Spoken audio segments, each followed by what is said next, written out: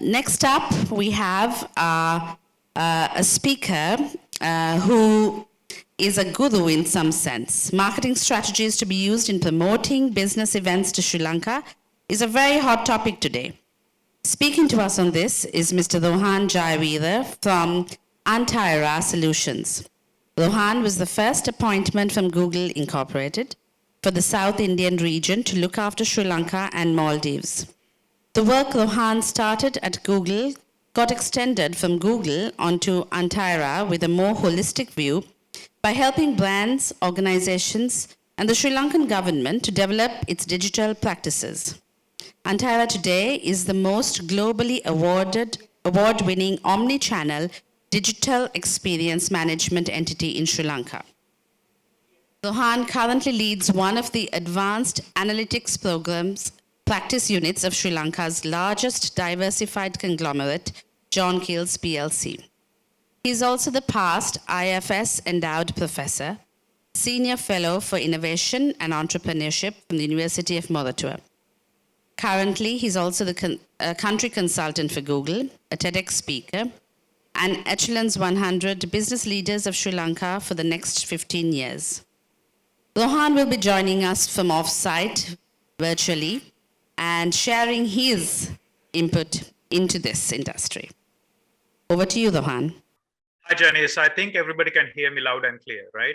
I think that's one of the things that I saw on the comment section as well, that people were saying, thanks, Kevin, that people were saying that the sound wasn't as clear, sound wasn't as good online.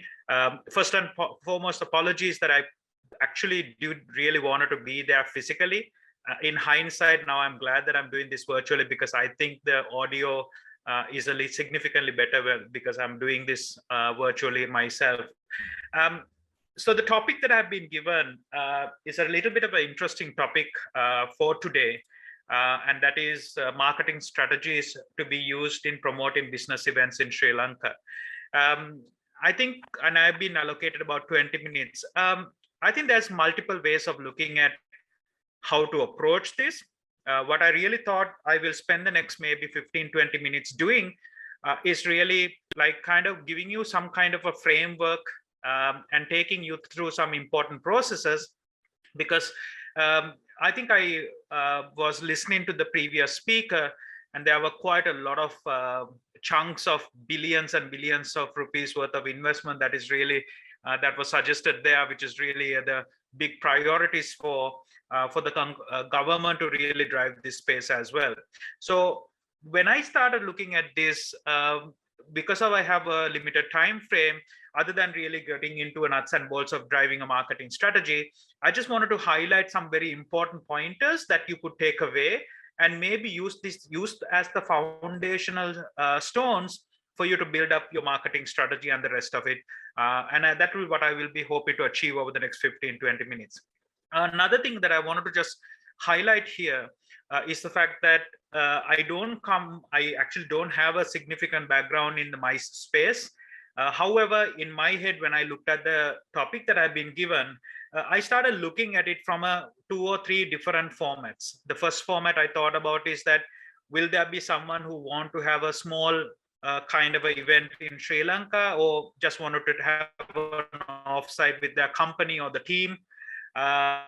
Then obviously a little bit of a larger scale, more of I had number of regional events coming into Sri Lanka, which I took part in. One of the things, the last event I did was the Google Southeast Asia event, which had about 300 delegates type of a thing, and that was across 4-5 days. And of course, then you have the larger ones, which involves 15,000-20,000 and even higher to 100,000 plus kind of events that you could go on to. The largest event I have attended would have been about 35,000 participants, and was at Vegas. I think I have come across multiple different types of things. There are exhibitions like GITEX and then Broadcast Asia and all those different things. I do have a bit of a history with Imran, going back to about 20-25 years working in conventions and then trying to do a lot of these events related stuff, which is also some very fond memories in preparation for this. So what I will do is let me first share my screen. I do have slides. I think there's a saying, right? If you don't have slides, you are a bad presenter. So I have decided not to be a bad presenter here. And then let me just go on presentation mode. So when I'm presenting, it's likely that I will not be able to see what is on the screen as much. So as a result, please do message or interrupt me and comment what I will be, whether you can hear me and whether you could see me loud and clear, whether you could see the more than me, I think you could see the slides loud and clear. So what I've thought about talking about is really constructing your marketing. And I think more importantly, I wanted to talk about how the world has shifted and what we really need to do next about it. Because the world I lived in when I was at conventions, I mean, there was a lot of direct selling involved. We used to go and meet, pitching was done directly. And I'm not in no way means that there will not be spaces for that today as well.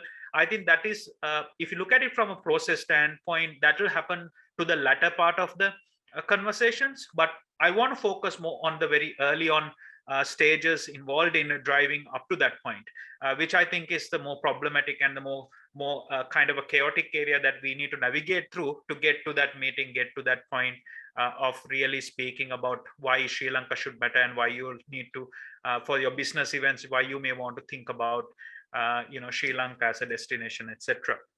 So a little bit about myself. I have about 25. I think I have a public LinkedIn profile. So any of you would want to wish to look it up, you can look it up. And some highlights were mentioned by Janice already.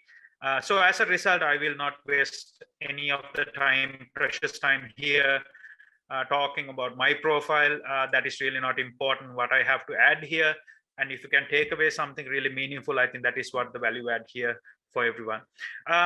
I think I want to start with this very important statement: the future belongs to those who see possibilities before they become obvious. And I think this is a very, very interesting thing. And today we are really looking at a world where organizations don't compete per se with their competitors per se. Like, we do talk about competition in businesses like the way that it used to. But today we don't look at it like that. I think we really do compete for one thing and one thing alone, and that is speed. Our ability to execute, our ability to kind of capture moments, capture opportunities, and really scale and iterate fast. And I think organizations who are able to do that today have the winning formula and winning successes today.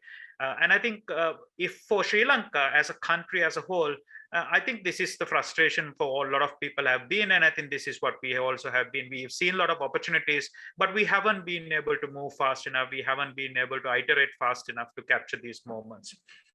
And on the other side, the customers have changed.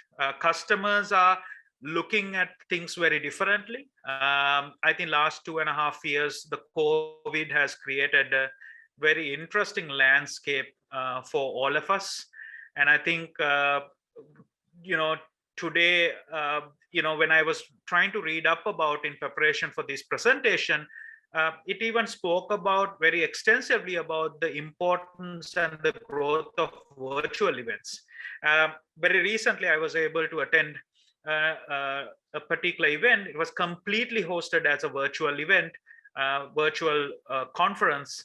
And I think that particular organization have hired an online platform, and that platform had booth spaces. It's almost like inside your monitor, you can actually go into different booths, conference halls, join different speaker recordings, and it's a completely different type of experience that have been created.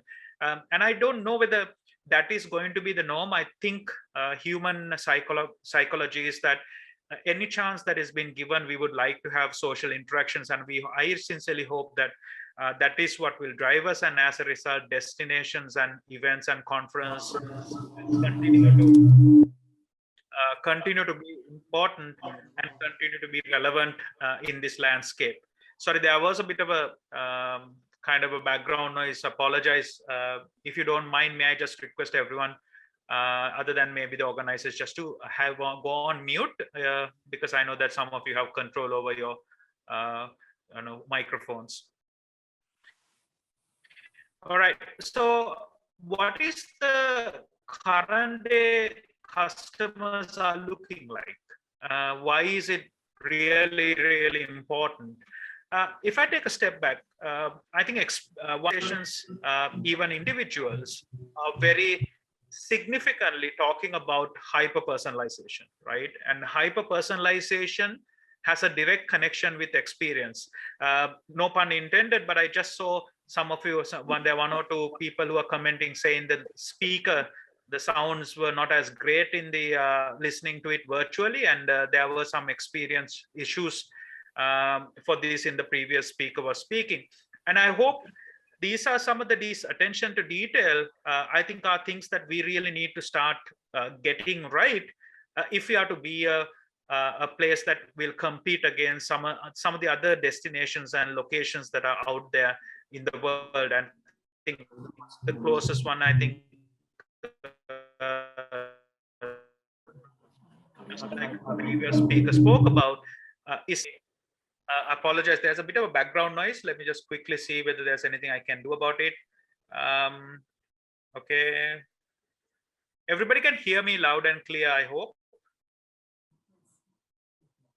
Yes, Sohan, we can. Yeah. Okay, thank you. So what I was speaking about is we are going to compete with some of the other destinations. Like if we talk about places like Singapore, we are obviously seeing things like, Suntec City, and then they have all the other new facilities that are open, which are truly world-class infrastructure. And not only that, they have the ecosystem that is built around it. And I think today it is kind of a debate as to do we really have that infrastructure in place, other than the hotel infrastructure and the banquet facilities and some of the other capabilities that maximum can go up to about 1,000 or so, or maybe 2,000. But beyond that, if you have to scale to about 10,000, do we really have that facility?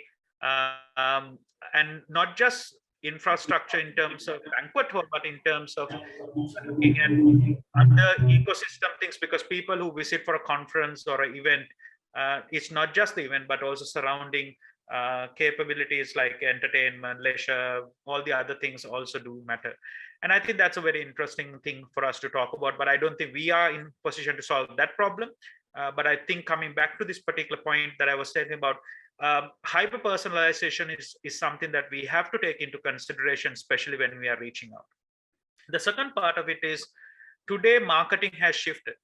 Marketing is not a conversation around, or we will spend this amount of money and do this particular advertisements and all that. I think those are easy answers for an extremely complicated marketing problem that exists today. And I think I have put this on the slide saying Super Bowl all the time. Anyone who knows the background knows that Super Bowl is considered as the largest marketing opportunity in the world. However, if you look at a very simple Twitch, some of you who may be familiar with Twitch, which is a video streaming service for gamers, usually have, when one of their key players are streaming, almost the same number of audience as a Super Bowl halftime moment. Now, these are very complicated problems, and this is also indicate the shift that has taken place in the world in terms of where we need to position ourselves and where we need to be playing to get attention from key stakeholders that we need to convince to go to that next level. As I said, probably that meeting or a presentation or the pitch or the conversation about getting the business in.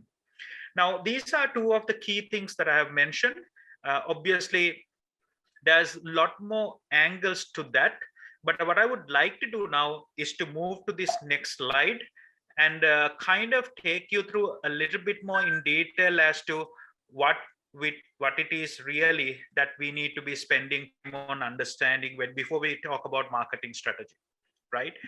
Above the line, below the line, through the line, all these conversations are dead and gone. We no longer fight for bandwidth in spaces, hoardings. taxis, newspapers, all of that. We are ultimately today fight for one thing, and that one thing is attention. If you are unable to attract the audience's attention, your key stakeholders' attention, whatever the shape or form that we want to communicate, I think your marketing is just as is a waste of money. And we all have seen enough of good money being wasted on very bad ideas throughout the history, either in the means of promoting the country or either in the means of promoting organizations or brands that had not yielded the result, and they hid behind vanity metrics like something like, oh, we got brand equity or brand share, all those different names, but it didn't really do anything for the business. So the first thing we need to think about is we really need to start demonstrating and putting a very serious measurement framework that is relevant before we start working on the marketing part of marketing strategy. What are we really, how does success look like? What are those things that we will consider as what good looks like, what great looks like? That kind of parameters and communications and metrics that need to be put in place before we start working on any of it and start thinking about reverse engineering to say, how do we construct to that point? So here, this particular slide kind of gives you a very interesting kind of a shift that as any organization wanting to enter into the current day marketing and marketing space that need to be thinking about. Earlier, we used to be talking about representing the company, representing finding customers. Today, in the ocean of, no more than the ocean, it's more like a multiverse. You are looking at being found, and Google have deconstructed what a brand and recognition means completely by being able to be found is the key differentiator in terms of today's marketing strategy has to be about. Today, marketing is about representing the customer. That is why in the previous slide, I spoke about the importance of hyper-personalization, enhancing the customer journey, enhancing the customer experience as a mechanism of really obtaining the right to be in front of the customer today. Customers, and you are no longer fighting for days and weeks and months, not even minutes. You oftentimes fight for seconds that will define your success or failure and attempt to get a business in. The second one is, I spoke about part of the hyper-personalization is about being able to do one-on-one targeting. We no longer do demographic. We no longer do location, geography-based type of thing. Those are all broken out. And today we are looking at behavioral, we are looking at psychography-driven type of a marketing approach to really secure the business that we want to go forward with. Point in time when we are looking at doing something, we were actually more of the seasonal driven. We were thinking about event driven kind of a marketing is no longer valid, no longer cuts it today. We have to thinking about how can we build a one-on-one direct relationships to move forward. Obviously, there are two types of marketing at a very broad level. I could call it B2C and B2B. In the B2B space, which is most relevant for the MICE space, I think thinking about things like content marketing, thinking about more personalized marketing type of a strategies would be the most meaningful way to go forward. And oftentimes the advantage on B2B marketing, unlike the B2C space, is that you have a really good idea as to who the customers that you really want to go after, more than at a B2C space that you are actually trying to capture those customers. Right. The other one, as I mentioned, is the fact that earlier we would have had TV, radio, newspapers, but today the channels have exploded and interconnected. That is why the chaos gets created, and that is also why it's important for us to be able to learn how to thrive and navigate through this chaos of Facebook to Google to websites to Instagram to TikTok to LinkedIn to etc. So I think when we talk about B2B space, which is mostly relevant for MICE, I think LinkedIn is a very important platform. And I often see that a lot of organizations have spent very little time, effort, and money in navigating through this. And I think that creates a tremendous opportunity for really building a B2B landscape for your organization. The last one is, you really do have the data. You're never short of data today in terms of being able to drive analytics and different segments and driving analytics, data-driven decision making in organizations. And I think we need to start as an industry, as an organization, we need to start looking at data more meaningfully, and we need to start thinking about how can data be the driver of decision making. So that's a very important thing. The second one I think is about oftentimes we had a very interesting this creative director type of a mentality about marketing strategies, and I think we need to kick creative directors out and start thinking about fact-based decision making, not intuition-based decision making, about how we want to drive kind of the business and the engagements that we want to drive. And as I mentioned at the beginning, all of this starts from the point of saying, what are those outcomes, what does good look like, conversation, and then reverse engineering back to it. So these are some of the very important pointers that I would like to leave behind on this particular slide.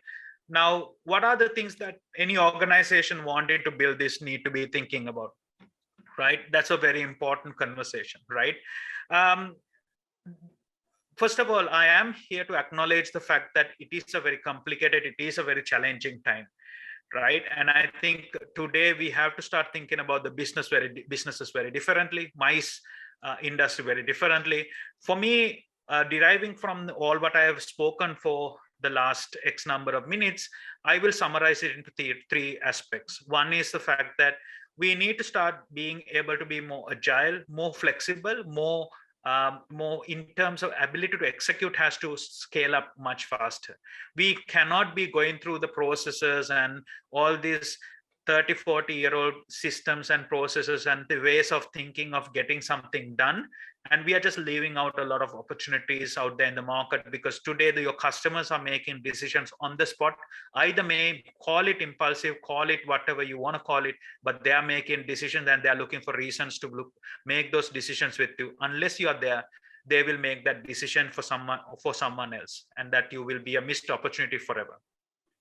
The second one is, I think we really need, I haven't seen a deliberate, a meaningful MICE digital footprint with anyone, anywhere.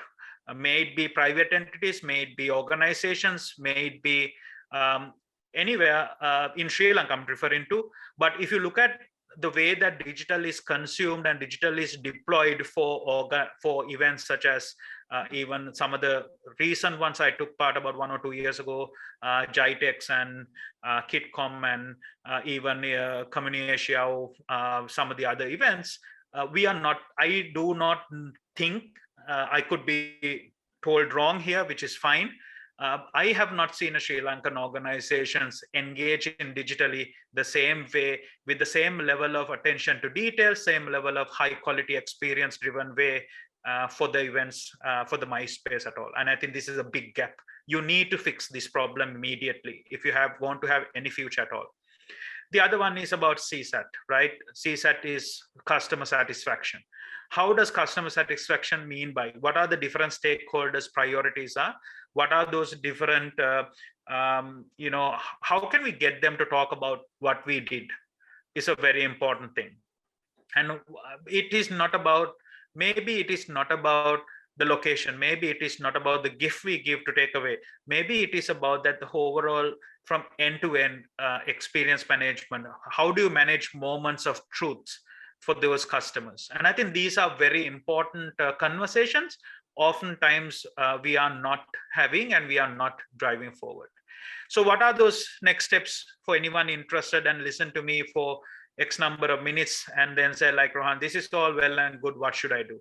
I have summarized into about 5 steps. I wanted to give the disclaimer here. These 5 steps are completely loaded, right?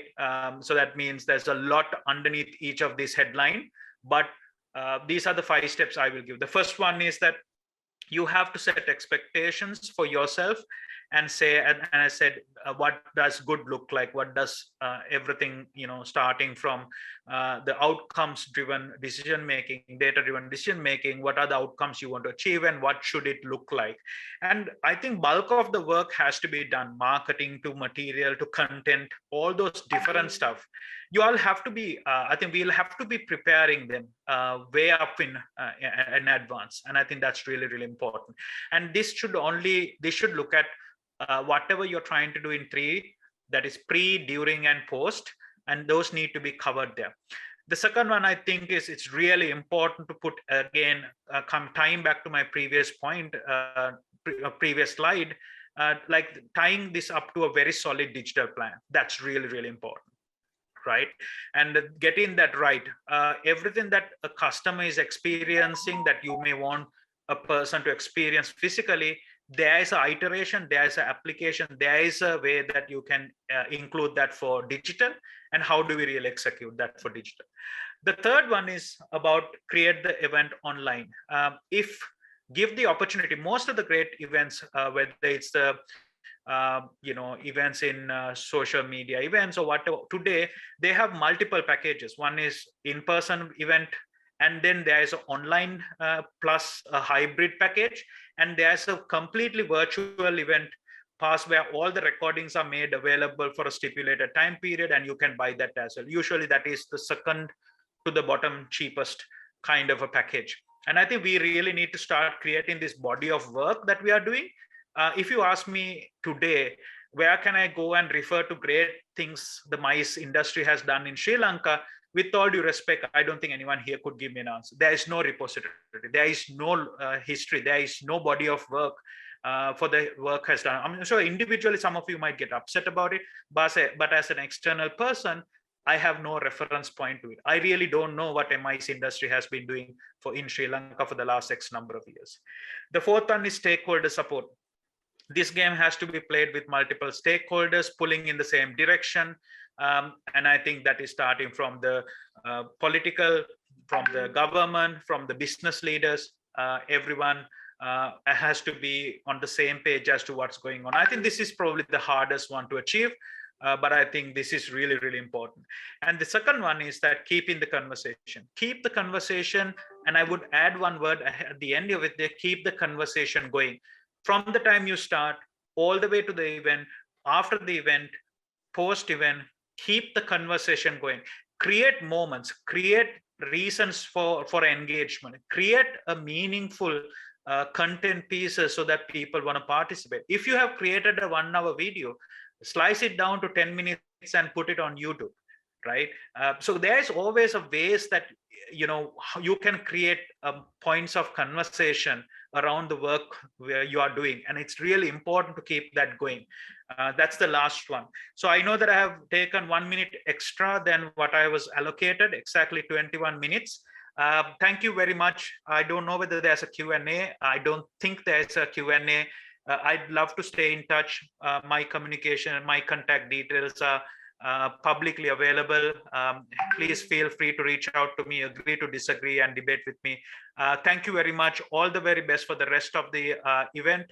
And thank you for the organizers for giving me this opportunity. And I'm really, truly sorry that I could not be there in person due to a personal exigency, but I'm glad I was here. Thank you so much.